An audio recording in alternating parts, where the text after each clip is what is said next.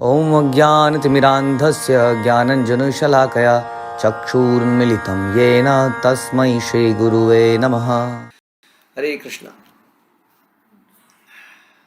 श्री चैतन्य चरितामृत मध्य लीला chapter 9 और प्रयास संख्या 148।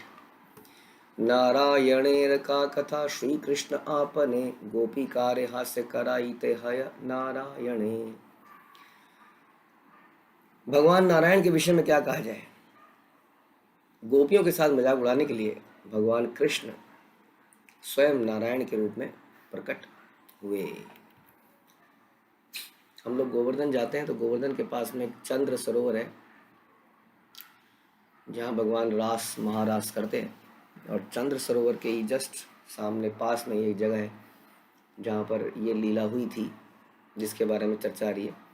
वहाँ पर आज भी वो नारायण का मंदिर है जिस नारायण की आप बात कर रहे हैं। तो पहले सुन लेते हैं क्या हुआ था। चतुर्भुज मूर्ति देखा है गोपी गणेर आगे, से ही कृष्ण गोपी कार नहे अनुरागे।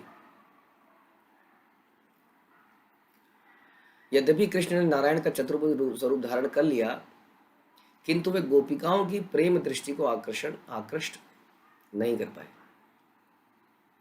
गोपीनाम पशुपेन्द्र नंदन जुषो भावस्य कस्ताम कृति, विज्ञातुं क्षमते दूरः पदवी संचारिणा प्रक्रियाम् कुर्वती वैष्णवीमति तनुं तस्मन्भू जैर्जिष्णुभिर्यासां हन्ता चतुर्भिरुद्भद रुचिं रघोदया कुंचती। एक बार भगवान कृष्ण ने चतुर्भुजी नारायण का अत्यंत सुंदर स्वरूप धारण किया, किंतु जब गोपियों ने उनके इस भव्य स्वरूप को देखा तो उनके भाव कुंठित हो गए। इसलिए विद्वान व्यक्ति भी गोपियों के उर्मे भय भावों को नहीं समझ सकता, क्योंकि वे नंद महाराज के पुत्र कृष्ण के आदि स्वरूप की तरह पूरी तरह स्थिर है। कृष्ण के साथ गोपियों का परम रस आध्यात्मिक जीवन का सबसे बड़ा रहस्य है।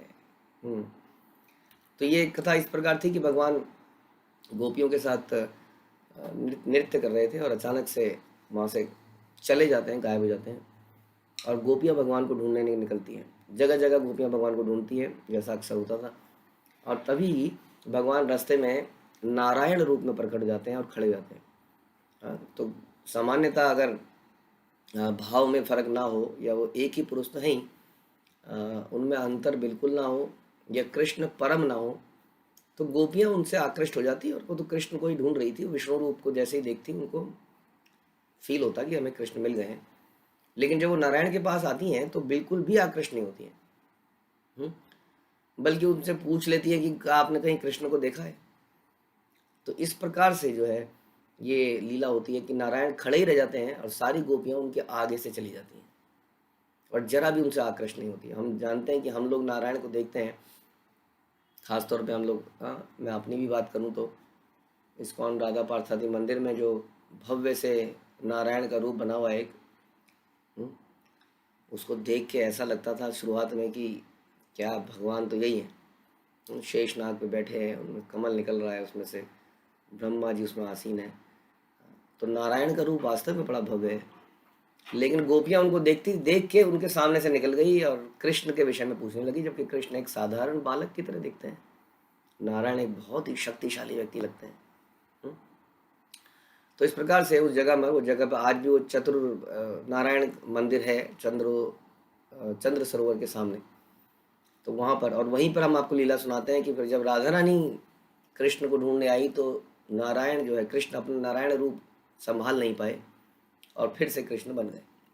तो उस चर्चा की बात हो रही है कि नारायण गोपियों को अट्रैक्ट नहीं कर पाते, लेकिन कृष्ण लक्ष्मी जी को अट्रैक्ट कर लेते हैं।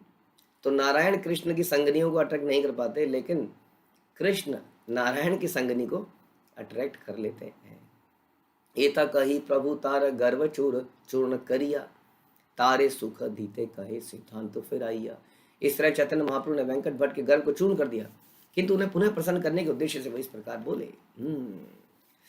कई बार क्या होता है कि कई व्यक्ति बड़ी जल्दी से मान जाते हैं कुछ लॉजिक पे, कुछ लोग केवल इसलिए नहीं मानते क्योंकि ये हमारा सिद्धांत है, हम इसको करते आए हैं बचपन से, इसलिए हम इसको कैसे मान लें आपकी बात को।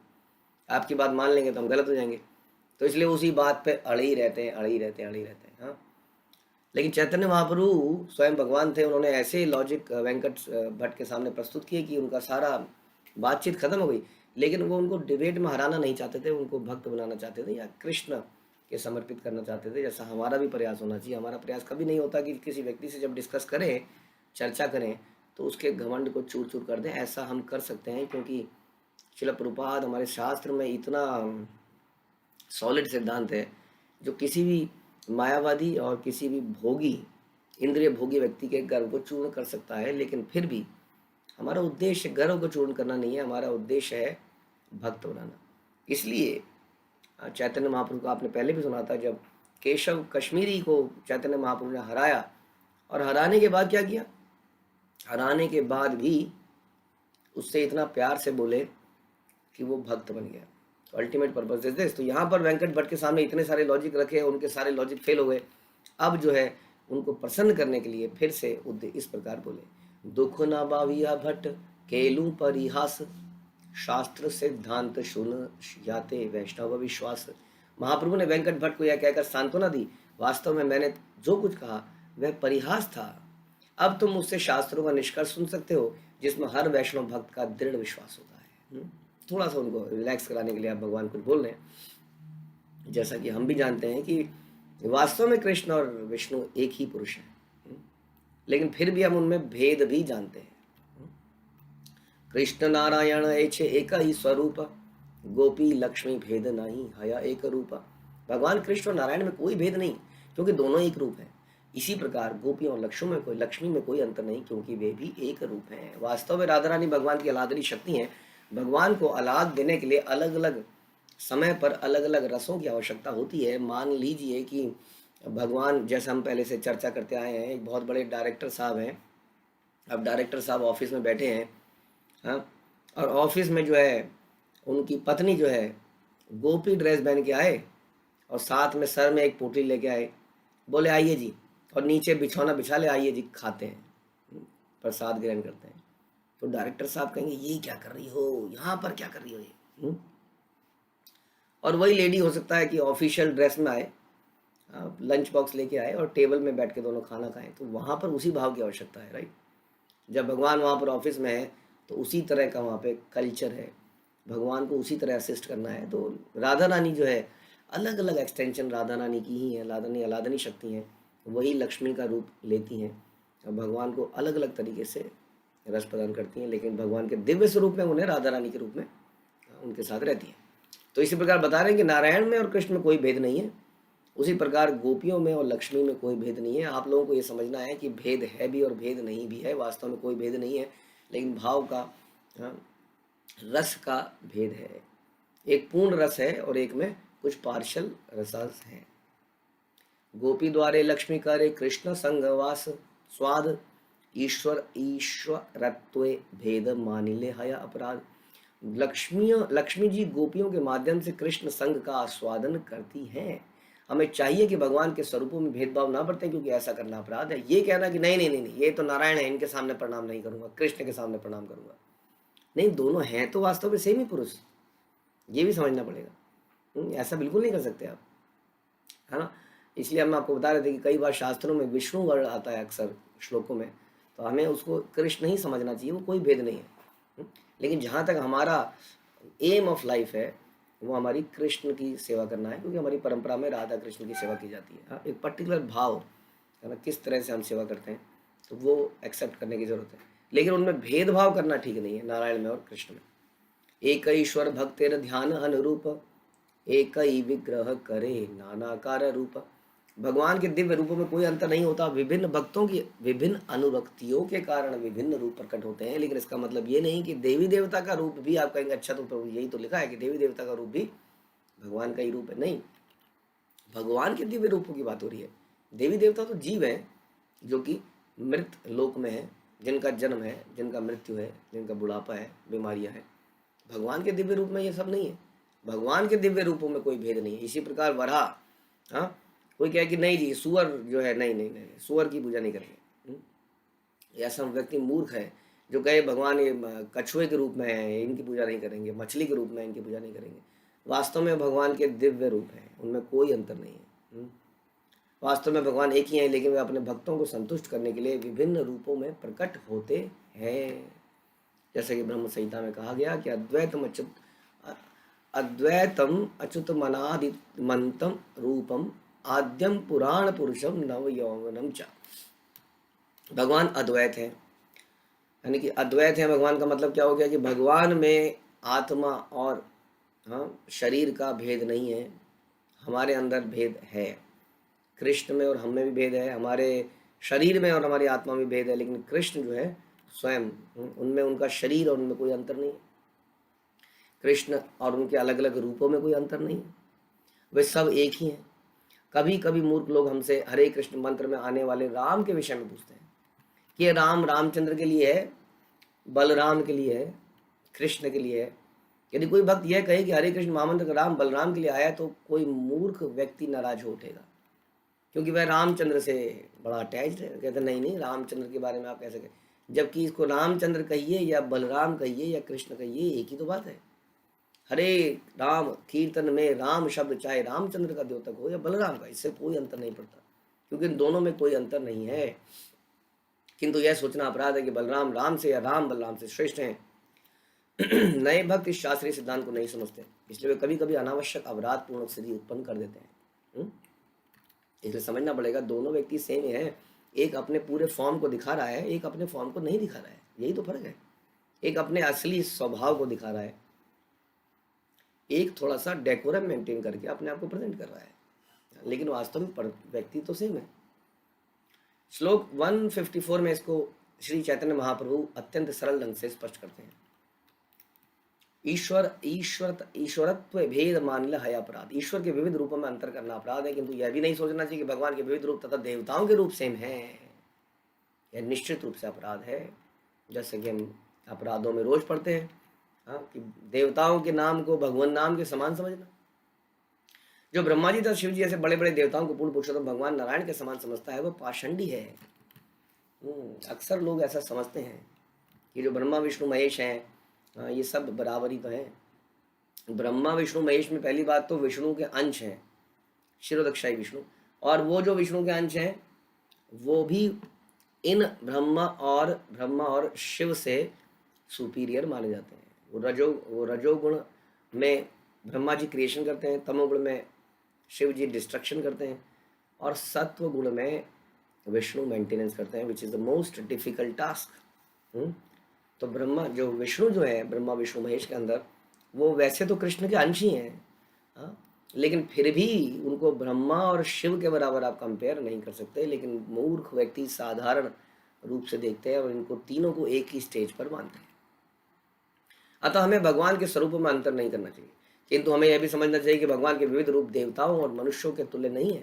उदाहरणार्थ, कभी कभी मूर्ख सन्यासी नारायण की समता दरिद्र नारायण से करते हैं कि हम भी नारायण हैं, लेकिन हम दरिद्र नारायण हैं। बस शरीर से मुक्त होते ही हम भी नारायण बन जाएंगे, अभी हम दरिद्र नारायण हैं। तो ऐसा नहीं है, क्योंकि वे भगवान के शरीर को बहुत ही समझते हैं, जो सरासर अपराध है। प्रमाणिक गुरु से उपदेश प्राप्त किए बिना इन विभिन्न स्वरूपों को पूरी तरह से नहीं समझा जा सकता। ब्रह्म संहिता में पुष्टि हुई है, वेदेषु दुर्लभम अदुर्लभम आत्म भक्तौ। केवल अध्ययन या वैदिक अध्ययन के से भगवान के विभिन्न रूपों को समझा नहीं जा सकता, क्योंकि ये बड़े दुर्लभ हैं। ये अपने आप से ही अपने आप को प्रकट करते हैं। स्वरूप सिद्ध भक्त से इसे सीखना होता है, तभी भगवान के विभिन्न रूपों में अंतर करना सीखा जा सकता है। निष्कर्ष यह है कि भगवान के रूपों में अंतर नहीं, किंतु उनके स्वरूपों तथा देवताओं के स्वरूपों में अंतर आवश्यक है। मणि यथा विभागेन नील पीतादि भिर्युतः रूप भेदमवाप्नोति ध्यान भेदात् थाच्युतः। जब वैदुर्य मणि अन्य वस्तुओं को स्पर्श करता है तो यह विभिन्न रंगों में विभक्त होता प्रतीत होता है, फलतः उसके रूप भी भिन्न भिन्न लगने लगते हैं। इसी प्रकार भक्त के ध्यान भाव के अनुसार अच्युत भगवान एक होते हुए भी विभिन्न रूपों में प्रकट होते हैं। जैसा हम अक्सर बोलते हैं, भावग्राही जनार्दना। कुछ लोगों के अंदर ऐसा भाव होता है कि मैं भगवान की बहुत ऑपुलेंट तरीके से सेवा करूं। कुछ लोगों का भाव होता है कि भगवान को वनमाली की तरह सेवा करूं। तो अलग अलग भावों से हम भगवान, कई लोग मर्यादा पुरुषोत्तम राम से बड़े अट्रैक्ट हो जाते हैं। तो अलग अलग भाव भगवान लोगों में होते हैं, इसीलिए भगवान अलग अलग तरह का रूप धारण करते हैं। हाँ, ये बताया जा रहा है। भट्ट कहे कहाँ आमी जीव पामर, कहाँ तुम्ही से ही कृष्ण साक्षात ईश्वर। तब वेंकट भट्ट ने कहा, मैं सामान्य पतित जीव हूँ, किंतु आप तो साक्षात पूर्ण पुरुषोत्तम भगवान कृष्ण हैं। हाँ, ऐसे भक्त थे उस जमाने के, कहीं से भी भगवान ये प्रकट नहीं होने देते थे कि मैं भगवान हूँ। कोई ऐसा वेशभूषा, कोई ऐसा चमत्कार, कुछ नहीं। लेकिन भक्त इतना सरल हृदय का होता है और इतना शुद्ध होता है कि वो भगवान को पहचान जाता है। वेंकट भट्ट भी यहाँ भगवान को पहचान गए कि तुम तो ईश्वर ही हो, मैं एक तुच्छ व्यक्ति हूँ। आगाध ईश्वर लीला किछु ना जानी, तुम ही यही कह से ही सत्य करी मानी। भगवान की लीलाएं तो अगाध हैं और मैं उनके विषय में कुछ नहीं जानता। आप जो भी कह रहे हैं मैं उन्हें ही सत्य के रूप में स्वीकार करता हूँ। इसलिए हम आपको कहते हैं, सबको कहते हैं, संसार में कितना बड़ा एक गोल्डन अपॉर्चुनिटी है इस गोल्डन एरा के अंदर, गोल्डन स्वरूप के, गोल्डन अवतार के द्वारा, कि वो स्वयं ही हमें बता रहे हैं कि क्या सही है, क्या गलत है, कैसे करना है। भगवत गीता में भी कुछ चीज़ें एक्सप्लेनेशन के लिए रह गई माना, जिसको प्रभुपाद ने हमें एक्सप्लेन किया, लेकिन चैतन्य महाप्रभु के रूप में तो वो स्वयं ही बता रहे हैं, और ही इज कृष्ण हिमसेल्फ। तो वो बता रहे हैं कि मेरी पूजा ऐसे करी जानी चाहिए, मेरी पूजा हरे कृष्ण महामंत्र से की जानी चाहिए। हम कहते हैं नहीं, हम आपकी पूजा यज्ञ से करेंगे, हम आपकी पूजा ध्यान से करेंगे। वो कहने हैं कि मेरी पूजा आप नाम जप के कीजिए, हरिनाम लीजिए। हाँ, इस प्रकार से कितनी डिटेलिंग भगवान कर रहे हैं शास्त्रों में। तो इसलिए वेंकट भट्ट कह रहे हैं मुझे नहीं पता, मेरे पता नहीं, भगवान की लीलाएं अनेक हैं, आप जो बता रहे हैं वो फाइनली होना चाहिए, इसलिए उसको मान लेता हूँ, दैट्स इट।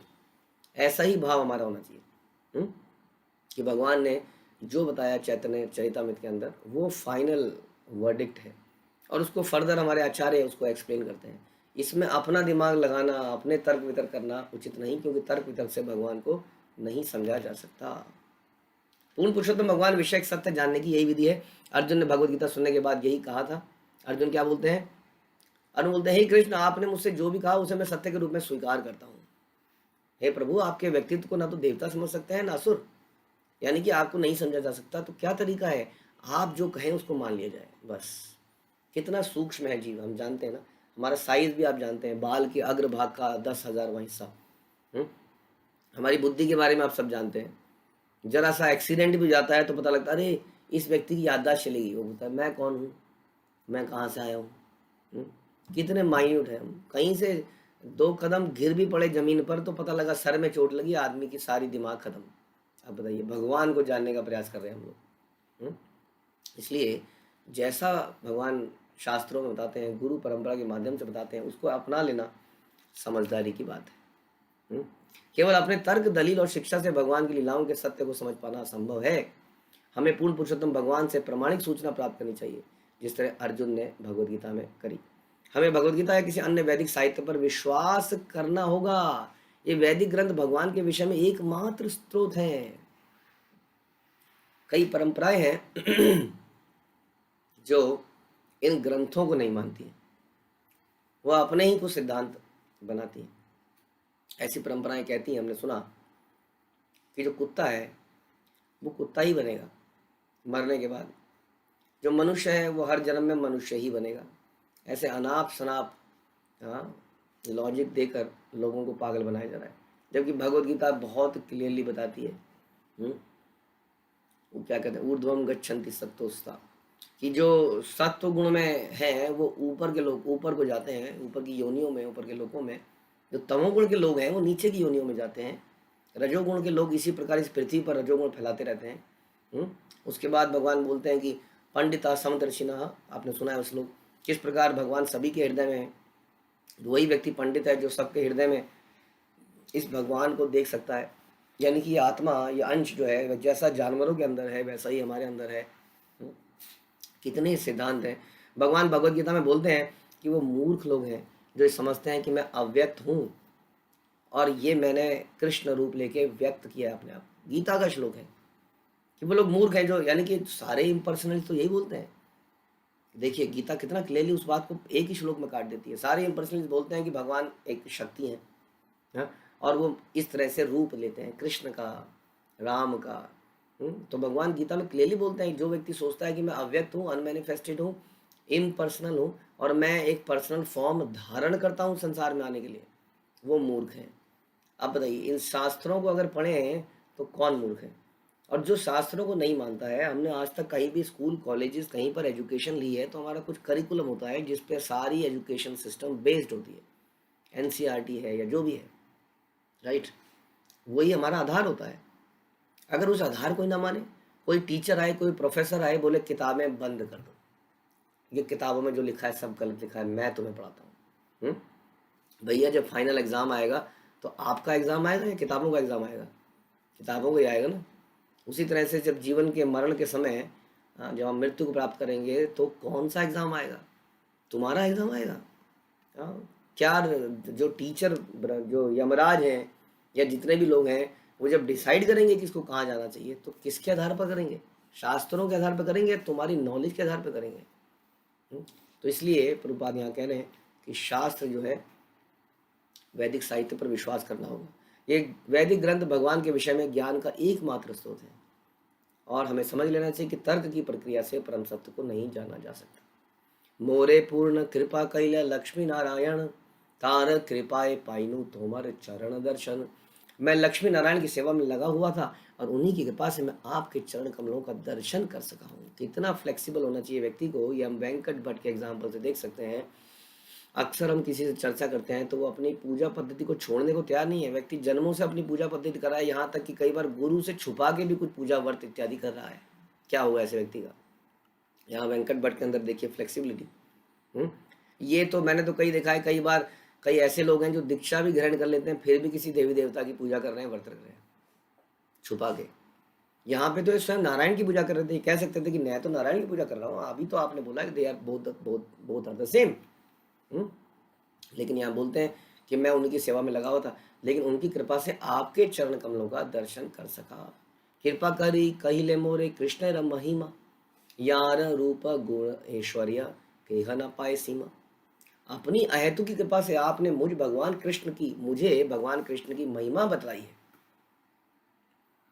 हमें कोई अगर भगवान के विषय में बताए, शास्त्रों को एक्सप्लेन करे, तो ये यही कृपा है हमारे ऊपर। हमें कोई सेवा प्रदान करे तो यही हमारे पर कृपा है। लेकिन हमारे दिमाग में तो कृपा का कुछ और ही मतलब है। भौतिक सारे मतलब हैं। मुझे बढ़िया कुछ पोजीशन मिली, स्थान मिला, घर मिला, शादी मिली, नौकरी मिली, बिजनेस मिला, बीमारी में मेरा मदद किया गया। तो यहाँ बता नहीं, आपकी हेतु की कृपा है कि आपने मुझे कृष्ण की महिमा को बताया। भगवान के ऐश्वर्य, गुण तथा रूप का कोई भी अंत नहीं पा सकता है। एबे से जानिनु कृष्ण भक्ति सर्वोपरि, कृतार्थ करिला मोरे कहिला कृपा करी। अब मैं समझ सका हूं कि भगवान कृष्ण की भक्ति ही सर्वोपरि पूजा है। आपने अहेतु की कृपा करते हुए तथ्यों को की व्याख्या करके ही मेरे जीवन को कृतार्थ कर दिया। अभी अभी उनको समझाया। देखिए, पहले उनको काटा कि there is a difference between Narayan and Krishna, Lakshmi and Radha Rani. फिर उनको बताया कि although there is no difference also. फिर भी इन सारी बातों से वो निचोड़ को समझ गए, जिसको अचिंत्य भेदाभेद, वो समझ गए कि अंतर है भी और अंतर नहीं है, और वास्तव में कृष्ण की पूजा ही सर्वोपरि है। कृष्ण का ये जो ओरिजिनल श्याम सुंदर रूप है, यही ओरिजिनल रूप है। तो बोला मेरे को समझ में आ गया, और आपने जो मुझे ये अहेतु की कृपा करी, यानी कि मैं इसको डिजर्व नहीं करता था, मैं इसके लायक नहीं था, जो आपने मुझे ज्ञान दिया। बिल्कुल मैं इसके लायक नहीं था। ऐसा ही व्यक्ति भगवान को समझ सकता है जो अपने आप को किसी लायक नहीं समझ सकता है। हम अक्सर सोचते हैं कि मेरे साथ ऐसा व्यवहार किया गया, मेरे साथ ऐसा व्यवहार किया जा रहा है, बिना इसके सोचे कि हमारी अपनी क्या पोजीशन है। और अक्सर हमारे जीवन में यही द्वंद्व चलता रहता है, इसने मेरे साथ ऐसा क्यों किया, मैंने इसको लंच पे बुलाया, इसने मुझे लंच पे नहीं बुलाया, मैंने इसके लिए इतना भव्य अरेंजमेंट किया था, इन्होंने मुझे खिचड़ी खिला के भेज दिया, मैंने इसको गिफ्ट में इसके जन्मदिन पर इतनी चीज़ दी थी, इसने मुझे मेरे जन्मदिन पर ये दे दी। मैं इससे हमेशा हरे कृष्णा बड़ा प्यार से बोलता हूँ, ये हरे कृष्णा चुपचाप सीधा सीधा बोल के चले जाते हैं। तो जो अपने आप को, जिसे कहते हैं अमाननीय न मान देना, we don't expect any respect love from anybody, because हमारा मुख्य कार्य है सेवा करना। सत्कार आदर देना। हाँ, तो यहाँ पर बताया जा रहा है कि आपकी अहेतु की कृपा थी। अहेतु की कृपा इसको कहते हैं। हमें ये शब्द तो रट गया है अहेतु की। अहेतु की का मतलब हमें सोचना चाहिए कि आपने बिना किसी हेतु के, बिना किसी कारण के, बिना किसी योग्यता के मुझे ये ज्ञान दिया, और तथ्यों की व्याख्या करी और मेरे जीवन को कृतार्थ कर दिया। इसी को कहते हैं, जितना भक्त शुद्ध होगा उसके अंदर ये जो कृतज्ञता उतनी ज़्यादा होगी। जितना व्यक्ति का हृदय करप्ट होगा, हाँ, उसको कोई बोलेगा कि तुम्हारे लिए इतना किया तो क्या हो गया, किया तो हाँ हमने नहीं किया, क्या तो क्या हो गया, किया तो ये नहीं होता, उनकी भी तो ज़रूरत थी। ऐसा व्यक्ति जो है ना, समझ लीजिए उसका हृदय बड़ा ही करप्ट है। ऐसे व्यक्ति से दूर रहिए, उसके साथ दोस्ती बिल्कुल ना कीजिए। उसको हरिनाम को के माध्यम से वो शुद्ध होगा जब होगा, कहीं आप करप्ट ना हो जाए। हमारे हृदय में कृतज्ञता हमेशा रहनी चाहिए। तो यहाँ वेंकट भक्त जो है एकदम से कृतज्ञ हो गए। एत बलि भट्ट पड़िला प्रभुर चरण, कृपा करी प्रभु तारे कैलालिंगन। ये कहकर वेंकट भट्ट महाप्रभु के चरणों पर गिर पड़ा, उनके चरण कमलों पर गिर पड़े और महाप्रभु ने अपनी अहेतु की कृपा करते हुए उन्हें आलिंगन किया। ये है असली चीज, इसको प्राप्त करना है तो गिरना पड़ेगा, है ना। आदर सत्कार प्राप्त करना है तो आप किसी से भी बोलिए, प्रभु मुझे कोई नहीं पूछ रहा है, मेरे लिए ये होना चाहिए, तो आदर सत्कार मिल जाएगा। क्योंकि हमें क्या दिक्कत है किसी को आदर सत्कार देने में। किसी को पूछा नहीं जा रहा है तो बोला जाएगा प्रभु जी उनको पूछ लिया करो जरा। लेकिन यदि आपको ये आलिंगन चाहिए, ये प्रेम चाहिए, इसके लिए तो आपको झुक के गिरना पड़ेगा, तभी ये आलिंगन मिलेगा। आलिंगन उसी को मिलता है जो झुकना जानता है, जो सामने वाले के हृदय को, हाँ, पिघला देता है अपनी ह्यूमिलिटी से। आप अपने रोष दिखाने से किसी के हृदय को पिघला नहीं सकते, लेकिन आप अपनी ह्यूमिलिटी से किसी के हृदय को पिघला सकते हैं। तो वो पैरों में झुक गए, गिर पड़े, हाँ, बोले कि आप ही ने, आप, मैं कृतज्ञ हो गया, और महाप्रभु ने उनका आलिंगन कर लिया। जो जीवन की और क्या चाहिए, भगवान स्वयं किसी को आलिंगन कर ले, उसके जीवन की तो सर्वोत्तम अवस्था आ गई। चातुर्मास्य पूर्ण हिला भट्ट आज्ञा लैया, दक्षिणा च लीला प्रभु श्रीरंग देखिया। जब चतुर्मास इस प्रकार से 4 महीने का समय बीता, और वास्तव में 4 महीने में वेंकट भट्ट के पुत्र गोपाल भट्ट ने चैतन्य महाप्रभु की बहुत सेवा करी एक बालक के रूप में।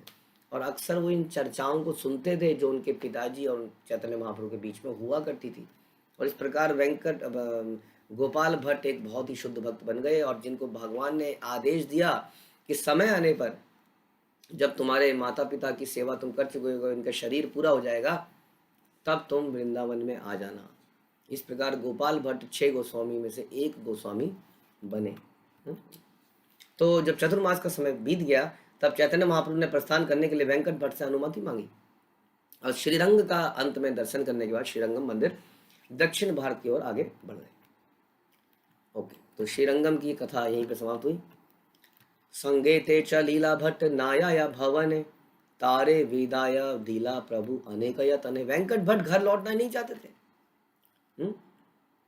वो उनको सी ऑफ करने के लिए निकले, लेकिन वो उनके साथ चलते रहे, किंतु उनके साथ जाना चाह रहे थे। चैतन्य महाप्रभु ने बड़े ही प्रयत्न से उन्हें विदा किया। प्रभु रवि योग भट्ट हैला अचेतन, यही रंग लीला करे सचिरानंदन। महाप्रभु के चले जाने के बाद वेंकट भट्ट बेहोश होकर नीचे गिर पड़े। क्यों नहीं गिरेंगे? भगवान के दर्शन कुछ सेकंड के लिए नारद मुनि को हुए थे, थोड़ी देर के लिए नारद मुनि को दर्शन हुए थे, और भगवान ने वो दर्शन छुपा लिए, और नारद मुनि पागल हो गए उस दर्शन को दोबारा पाने के लिए, ढूंढते रहे इधर उधर, कहाँ है कृष्ण। हाँ, और यही कृष्ण किसी के साथ 4 महीने तक उसी के घर में रहे हों, सोचिए वो व्यक्ति क्यों नहीं बेहोश हो। हाँ, तो व्यक्ति जो है बेहोश होकर गिर पड़े। रंग क्षेत्र, श्री रंग क्षेत्र में सचिपुत्र श्री चैतन्य महाप्रभु की लीलाएं ऐसी थी। ऋषभ पर्वते चली आइला गौर हरि, नारायण देखिला तहाँ नति स्तुति करी। महाप्रभु ने ऋषभ पर्वत पर पहुंचकर भगवान नारायण का मंदिर देखा और नमस्कार किया, साथ ही विविध स्तुतियां करी। देखिए, नारायण को स्तुतियां करी, नारायण की भी करी। दक्षिण तमिलनाडु के मदुरई जिले में ऋषभ पर्वत है। मदुरई शहर से 12 मील उत्तर की ओर अनागढ़ मलय पर्वत है, जिसे ऋषभ पर्वत भी कहते हैं, और जो कुटकाचल पर्वतों में से एक है। इसी के निकट वाले जंगल में भगवान ऋषभ देव ने आत्मदाह किया था। इसीलिए इनका पर्वत का नाम ऋषभ पर्वत है। तो आप जानते हैं कि ऋषभ देव जो कि भगवान के अवतार हैं, उन्होंने समय आने पर संन्यास ले लिया था, भरत महाराज को राजा बना दिया था और वो स्वयं जंगल में चले गए थे। वहाँ अवधूत की तरह रहते थे, भगवान की एकदम अवधूत की तरह पड़े रहते थे कहीं पर और भगवान के अपने ही ध्यान में रहते थे इस तरह से। तो उन्होंने अंत समय में ऐसा आता है, वैसे तो भगवान का कभी देह ही नहीं होती है भगवान की जो जल जाए, लेकिन इस तरह की उन्होंने लीला करी कि उस जंगल में आग लग गई जिस जंगल में ऋषभ देव अंत में थे, और वहीं से उन्होंने अपने आप को अनमैनिफेस्ट कर लिया, डिसअपियर हो गए और अपने धाम में वापस चले गए। तो इसलिए ऐसा बोला जा रहा है कि उन्होंने आत्मदाह कर लिया। वास्तव में भगवान की कोई देह नहीं है जिसको समाप्त किया जा सके। तो इसलिए इस पर्वत का नाम ऋषभ पर्वत है। परमानंद पूरी तहाँ रहे चतुर्मास, शूनी महाप्रभु गेला पूरी गोसाई पाश। परमानंद पुरी चतुर्मास में इसी ऋषभ पर्वत में रह रहे थे। हाँ, परमानंदपुरी चैतन्य महाप्रभु के बाद में एक बड़े संगी बने, लगभग उनके साथ में ही रहे। तो वो परमानंदपुरी चैतन्य महाप्रभु को कहाँ पर मिले, ये बता रहे हैं कि ये परमानंदपुरी चतुर्मास में इसी ऋषभ पर्वत में रहते थे और में रह रहे थे। और जब श्री चैतन्य महाप्रभु ने सुना तो तुरंत उनसे मिलने गए। और ये दोनों जो हैं गुरु भाई, मतलब गुरु एक ही गुरु के शिष्य हैं, अल्टीमेटली गुरु परंपरा के। पूरी गोसाई प्रभु कैले चरण वंदन, प्रेमे पूरी गोसाई तारे कैला आलिंगन। परमानंदपुरी से मिलने पर चैतन्य महाप्रभु उनका पाद स्पर्श करके सम्मान किया और परमानंदपुरी ने प्रेमावश महाप्रभु का आलिंगन किया, क्योंकि चैतन्य महाप्रभु के गुरु के शिष्य, यानी कि एक तरह से गुरु भाई नहीं, गुरु के गुरु भाई ये थे। तो एक तरह से इनके गुरु की पदवी पर थे। तो माधवेंद्रपुरी के सारे शिष्य रहे। हाँ, तो इस प्रकार से चैतन्य महाप्रभु के लिए बड़े ही मतलब उनको सम्मान देना जाना चाहिए था। तो भगवान अक्सर दिखाते हैं कैसे वो संसार में आके सारे जो एटिकेट्स हैं उसको फॉलो करते हैं। तो उन्होंने स्वयं भगवान ने पैर छुए परमानंदपुरी के, और परमानंदपुरी ने प्रेम अवश महाप्रभु का आलिंगन किया। तीन दिन प्रेमे दोहे कृष्ण कथा रंगे, सही विप्र घरे दोहे रहे एक संगे। कि चैतन्य महाप्रभु परमानंदपुरी के साथ उसी ब्राह्मण के घर में रुके जहाँ पर परमानंदपुरी रुक रहे थे 4 महीने तक चतुर्मास के अंदर। दोनों ने कृष्ण कथा की चर्चा में 3 दिन बिताए। हाँ, अब जब दिन बिताए तो समझ लीजिए इसका मतलब दिन रात बिताए। हाँ, इसका मतलब ये नहीं कि 1 घंटे का पौने घंटे का लेक्चर मॉर्निंग में हुआ 6:30 बजे, हाँ, और पौने घंटे का लेक्चर 7:30 बजे रात को हुआ।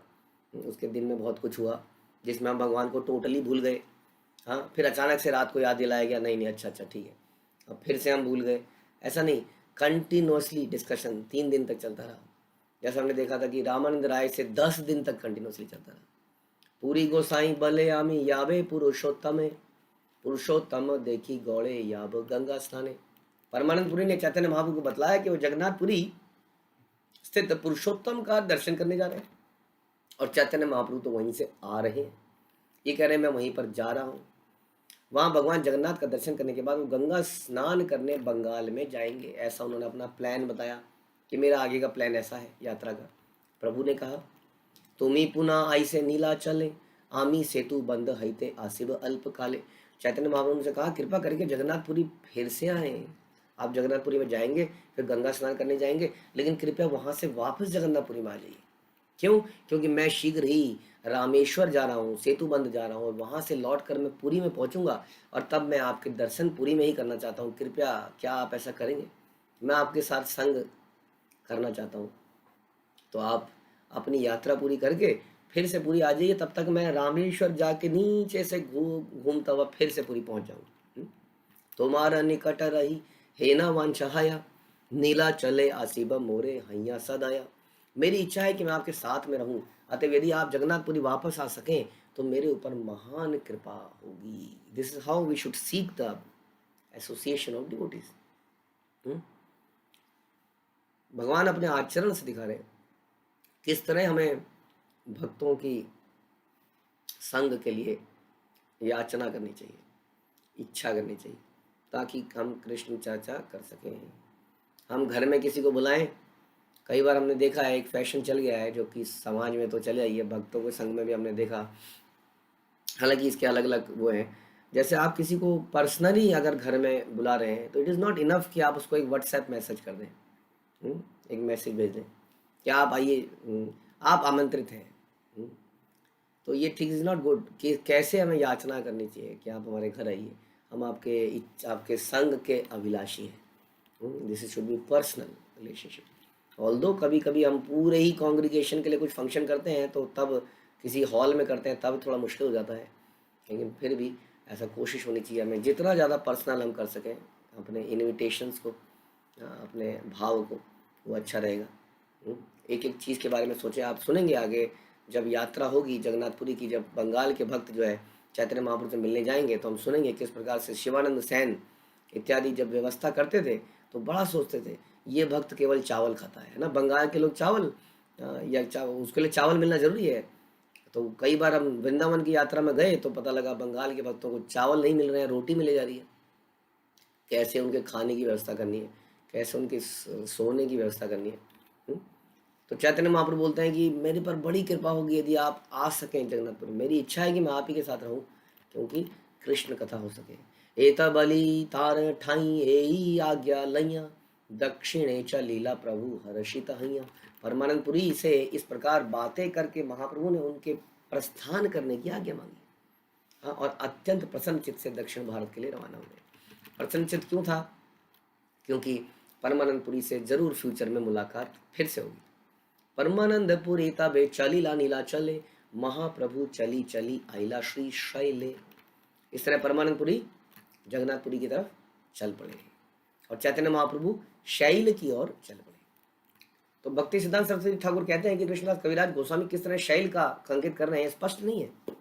इस क्षेत्र में मल्लिकार्जुन का कोई मंदिर नहीं है क्योंकि धारवाड़ जिले में स्थित श्री शैल यहाँ पर नहीं हो सकता।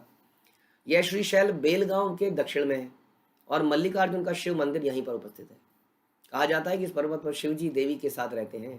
यही नहीं, ब्रह्मा जी भी सारे देवताओं के साथ ही रहते। तो हमारे आचार्यों ने कितनी रिसर्च करी है, शैल नाम की कई जगह हैं। तो भक्ति सिद्धांत बता रहे हैं कि वो जगह तो नहीं हो सकती क्योंकि वहाँ पर तो मल्लिकार्जुन का कोई मंदिर नहीं है। लेकिन एक और जगह पास में ही शैल है जो कि कहाँ पर है, बेलगांव में। शैल बेलगांव के दक्षिण में है, तो वहाँ की ये जगह जरूर होनी चाहिए। शिव दुर्गा रहे ताहा, ब्राह्मणे वैश्य, महाप्रभु देखी दोहर हैला उल्लास। इसी श्री शैल पर शिवजी और उनकी पत्नी दुर्गा ब्राह्मण वेश में रहते थे और जब उन्होंने चैतन्य महाप्रभु को देखा तो वह अत्यंत प्रसन्न हुए। इस तरह से ये दिव्य आत्माएं आज भी संसार में कहीं ना कहीं हैं, हाँ, लेकिन हमारी नज़रों में उतनी पहचान नहीं रही है। तो ये ब्राह्मण के रूप में रह रहे थे, अभी 535 साल की बात है। लेकिन चैतन्य महाप्रभु ने देखा तो बड़े प्रसन्न हो गए। शिव के आराध्य स्वयं उनके सामने आ गए। तीन दिन भिक्षा दिल करी निमंत्रण, निभृत बसी गुप्त वार्ता कहे दुई जन। हाँ, शिवजी और जब चैतन्य महाप्रभु की जब डिस्कशन होगा तो कितना गुप्त होगा, सोच सकते हैं क्या पोजीशन है शिव की, है ना। उनसे जब दोनों की बातचीत होगी, है ना, तो जब बोर्ड ऑफ डायरेक्टर्स की मीटिंग होती है ना तो लॉक होता है एकदम ज़बरदस्त। आम आदमी को पता नहीं चलना चाहिए अंदर क्या हो रहा है, कितने का डिविडेंड डिक्लेयर हो रहा है जी, हमारे रिजल्ट्स में कितने का प्रॉफिट डिक्लेयर होगा, टर्नओवर कितने की होगी, सीक्रेट है, टॉप सीक्रेट। हाँ, कहीं शेयर मार्केट में सेबी से पहुंचने के पहले रिलीज हो गई तो सब के सब लॉकर में बंद। तो कितनी महत्वपूर्ण डिस्कशंस होती हैं। अब इस चर्चा से, ये जो भौतिक का एग्जाम्पल था, इससे सोचिए जब स्वयं भगवान जो है शिव के जो ऊपर जो कंट्रोलर है इस संसार के, उनसे कुछ डिस्कशन करेंगे तो क्या डिस्कशन होगा। और केवल संसारी डिस्कशन नहीं होगा, शिव हम जानते हैं वैश्वनाम यथा शंभो, जब महानतम भक्त जब भगवान से डिस्कशन करेंगे तो क्या सी चर्चाएं होंगी, आम आदमी तो बिविल्डर हो जाएगा। इसलिए गुप्त बातें थी। ब्राह्मण वेशधारी शिवजी ने चैतन्य महाप्रभु को भिक्षा दी क्योंकि वो सन्यासी के रूप में थे और एकांत में 3 दिन बिताने का आमंत्रण दिया। दोनों वहां पर बैठकर गुप्त बातें करते थे। पता नहीं अंदर की बातें क्या हुई। देखिए वेंकट भट्ट से क्या बात हुई, सारी चैतन्य चरितामृत में आ गया। रामानंद राय से क्या बात हुई, सब कुछ आ गया। कृष्णदास गोस्वामी कह रहे हैं ये अंदर इन्होंने क्या बात करी, इन्होंने साउंड प्रूफ पूरा सिस्टम लगा रखा था, कुछ पता नहीं चला कि इन दोनों ने क्या बात करी। तो बात कह रहे हैं कि दोनों ने गुप्त बातें करी और हमें भी इसको गुप्त ही रहने देना चाहिए क्योंकि भगवान की ऐसी इच्छा है। तार संगे महाप्रभु करी इष्ट गोष्ठी, तार आज्ञा लैया आइला पूरी काम कोष्ठी। शिवजी से वार्तालाप करने के बाद महाप्रभु ने उनसे विदा ली और काम कोष्ठी पुरी गए। दक्षिण मथुरा आइला काम कोष्ठी हईते, तहाँ देखा ए हईला एक ब्राह्मण सहिते। जब चैतन्य महाप्रभु काम कोष्ठी से दक्षिण मथुरा गए तो वहां उनकी भेंट एक ब्राह्मण से हुई। इसके ये ब्राह्मण कौन था, क्या था, इसकी चर्चा हम अगले सत्र में करेंगे, अगले प्रवचन में करेंगे और श्लोक को दोबारा से पढ़ेंगे।